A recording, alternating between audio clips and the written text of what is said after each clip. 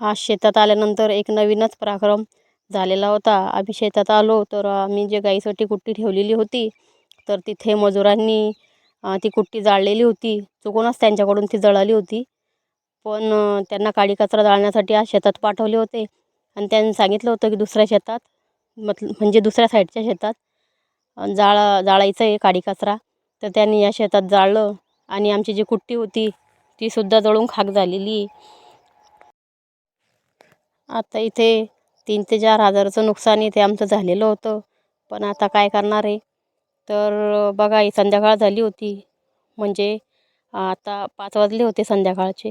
तरी पण हा गंज असा जळतच होता कुट्टीचा. आमच्याकडे याला कुट्टी म्हणतात. कुणी याला भुस्सासुद्धा म्हणतं. तर बघा मजुरांनी काही जाणून बिजून तर केलं नव्हतं पण झालं आता नुकसान.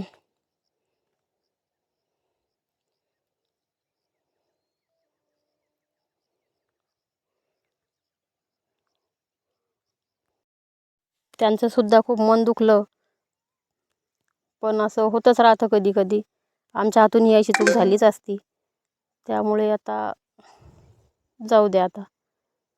बड़े बड़े शहरों में छोटे छोटे हादसे होते ही रहते।